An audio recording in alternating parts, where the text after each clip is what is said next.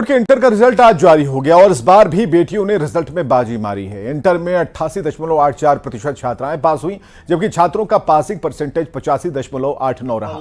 Toppers की बात करें तो 96.20% अंक के साथ सिवान के मृत्युंजय कुमार साइंस टॉपर ररहे। आर्ट्स में 96.40% अंक के साथ तुषार कुमार टॉपर रहे और शेखपुरा की रहने वाली प्रिया कुमारी 95.60% अंक के साथ कॉमर्स की टॉपर रहे। और इस प्रकार कुल संख्या का यह 86.15% उत्तीर्णता है।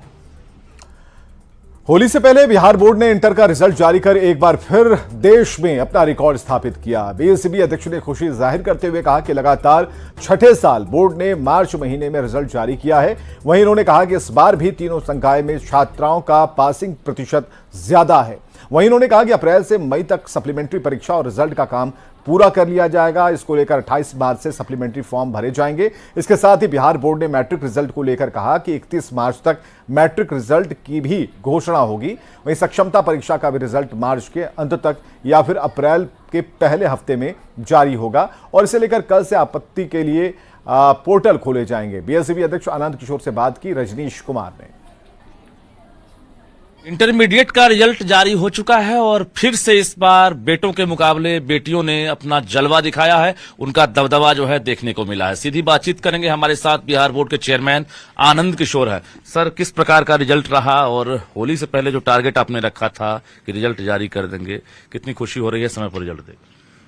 निश्चित रूप से यह हम लोगों के लिए बहुत खुशी और गौरव का विषय है कि लगातार छठे वर्ष बिहार बोर्ड ने देश में सबसे पहले मार्च माह में ही बोर्ड का रिजल्ट जारी किया है और इस वर्ष भी उच्च तकनीक और हाई टेक्नोलॉजी के साथ साथ कई सारे कंप्यूटराइज्ड स्कैनेबल फॉर्मेट जो बिहार बोर्ड ने खुद डिजाइन किए, कई सारे सॉफ्टवेयर जो बिहार बोर्ड की टीम ने बनाया, कई सारे एडवांस लेवल आईटी टूल्स का इस्तेमाल हम लोगों ने किया।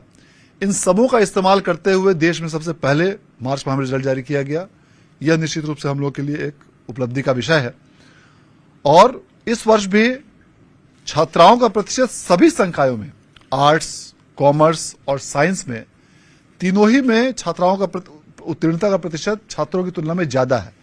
राज्य सरकार द्वारा ऐसी कई योजनाएं जो बालिका शिक्षा प्रोत्साहन के लिए संचालित की गई हैं, उन सभी योजनाओं का प्रत्यक्ष परिणाम इस सभी परिणामों पर दृष्टिगोचर होता है। सप्लीमेंट्री वाला है उसके लिए, और जो सप्लीमेंट्री परीक्षा का आयोजन इस बार किया जाना है, हम लोग का यह लक्ष्य है कि आगामी अप्रैल से मई माह तक सप्लीमेंट्री परीक्षा का आयोजन पूर्ण कर लिया जाए और इसका परिणाम भी मई माह तक जारी कर दिया जाए, ताकि जो भी विद्यार्थी आगे के किसी भी इंस्टीट्यूशन में एडमिशन लेना चाहें उनका एक साल बर्बाद नहीं हो, उनको करंट सेशन में ही उनको एडमिशन मिल पाए।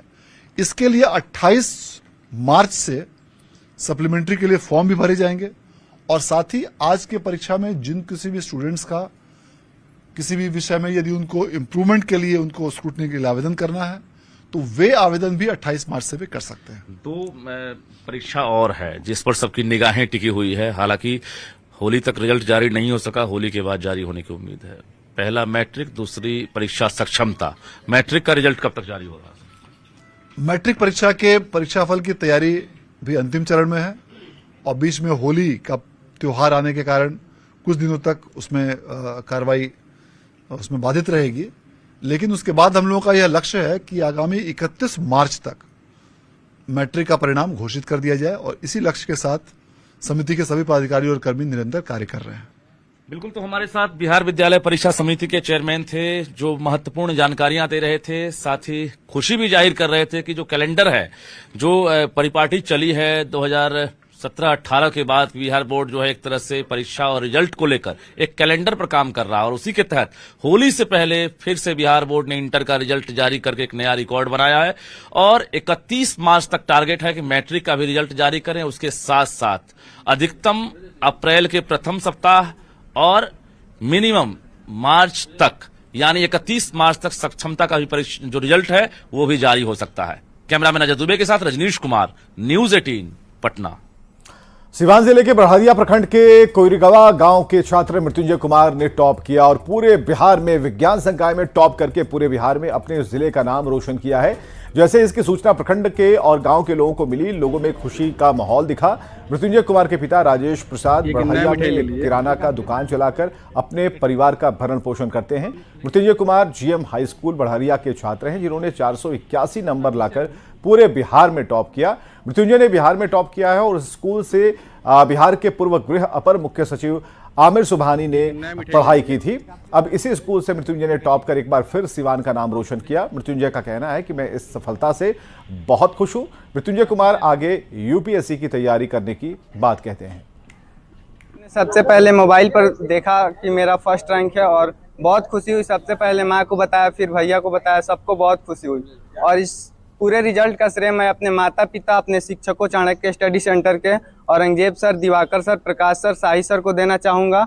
और अपने माता पिता को बहुत बहुत धन्यवाद करना चाहूँगा कि जो मुझे किसी भी प्रकार का कोई भी घर का दबाव हमारे ऊपर नहीं दिया और सिर्फ पढ़ाई पर फोकस करने को कहा। आगे क्या कुछ लक्ष्य आपने रखा है? सर आगे मैं यूपीएससी की तैयारी करना चाहता हूँ।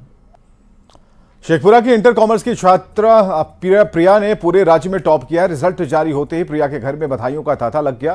प्रिया बरबीघा महात्मा गांधी आदर्श उच्च विद्यालय की छात्रा हैं। प्रिया बैंकिंग क्षेत्र में अपना करियर बनाना चाहती हैं। उनसे बात की अजित कुमार से। लगता है एक बार स्टार्टिंग में हार्ड लगता है, लेकिन धीरे धीरे फिर वो इजी बनता है। मैंने पूरे पढ़ाई अपने घर से ही की है।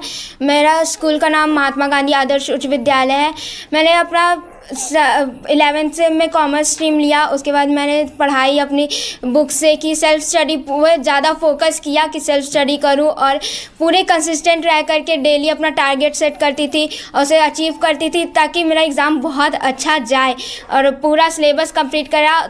और मुझे पूरा विश्वास था एग्ज़ाम टाइम में आते आते कि हाँ मेरा सिलेबस अच्छे से कंप्लीट है, मेरा बहुत अच्छा एग्ज़ाम जाएगा और गया भी। और रिजल्ट आप लोग के सामने है। चलिए अन्य खबरों की तरफ बढ़ते हैं। सुपौल में हुए पुल हादसे की जांच के लिए बनाई गई 3 सदस्यीय टीम घटनास्थल पर पहुंची और टीम ने मौके का निरीक्षण कर मामले की जांच शुरू कर दी।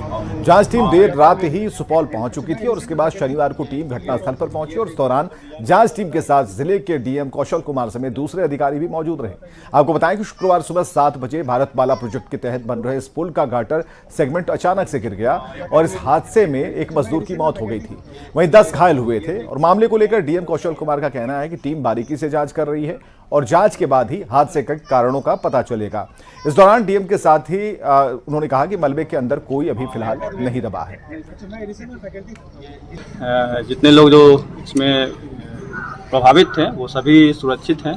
एक डेथ हुआ था कल, बाकी 10 के अलावा कोई इसके अंदर मलबे के अंदर नहीं है। हम लोगों ने अटेंडेंस से चेक भी कर लिया है और साथ ही साथ जो घायल लेबर थे उनका बयान भी लिया है। उनके अनुसार यहाँ पे कोई मलबे के अंदर दबे होने की कोई संभावना नहीं है। अभी एक्सपर्ट टीम आ गई है यहाँ पे, 3 ब्रिज एक्सपर्ट आए हैं, मेंबर मॉर्थ भी आए हैं यहाँ पे। चूँकि ये मलबा सारा इंटीग्रेटेड मामला है मलबा है, इसलिए इसको बहुत ही एक्सपर्ट तरीके से ही इसको हटाया जाएगा। और हम लोग नहीं चाहते कि हटाने के क्रम में कोई भी लैप्सेज हो और कोई और दूसरी घटना हो। और खबरें लगातार जारी हैं, बने रहिए हमारे साथ।